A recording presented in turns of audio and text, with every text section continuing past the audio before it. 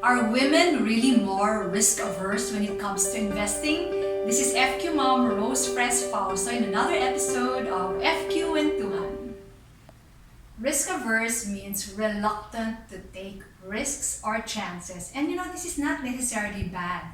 But as the saying goes, anything in excess is not good. And it's the same thing for investing.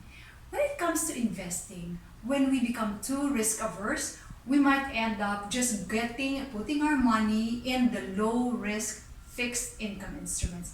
And we should always remember that when it comes to investing, we do have different dreams, different purposes with different time horizons. For example, your emergency fund. So since the nature is emergency, it has to be readily available, meaning to say it has to be short-term in nature. So it's okay to put it in low-risk, low interest earning instruments. When it comes to, let's say, your dream fund, if you would like to have a travel fund in 5 years. So it's a sort of a medium term dream. So you have a little bit more time when it comes to taking risks. So you can have a combination of fixed income and equity investments. Example number 3, when it comes to your retirement, of course, especially if you're only in your 20s or 30s, you got to invest in equity. And of course, we do this because we know that among all the asset classes, it's the equity that gives us the highest return in the long run. So to go back to the question, are women really more risk-averse? And I'd like to borrow the concept of a friend of mine named Barbara Stewart. She's a Canadian CFA who really does very deep research on women and money. She goes around the world interviewing different women for her white paper. In fact, for the year 10 edition of this white paper, which will be published during the International Women's Month next year, she came over earlier to interview Pinays, including yours truly. So what did she say about this risk aversion? This is what she said. Women are not risk averse. They are risk-aware. Ang bongga, di ba?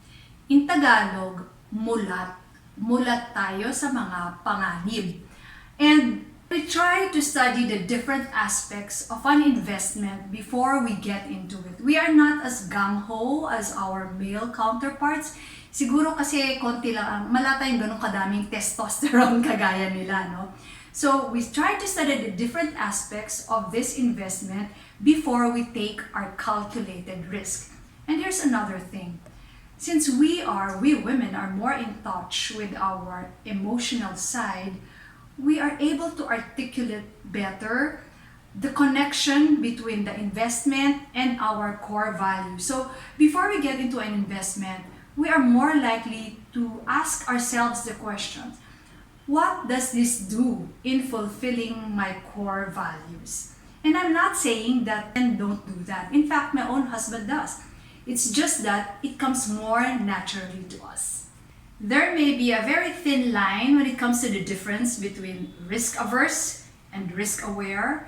But I think the important thing there is that the language that we use when we say averse, it means kasi parang duwag, di ba? While when you say aware, to me it sounds very smart. And we have to be very careful with the language that we use because that does a lot in our psyche. So to both our female and male viewers out there, let's remember, women are not necessarily risk averse. They are risk aware. If you find this video helpful, please share it with your family, friends, and loved ones. If you haven't subscribed yet to the FQ Mom YouTube channel, I invite you to subscribe so you don't miss any FQ lesson that we put out here. You may also follow me on Facebook and Instagram and Twitter as FQ Mom and the FQ Mom. Maraming salamat po sa inyong lahat. This is Rose Fausto wishing you all a risk-aware investing. Cheers to high FQ!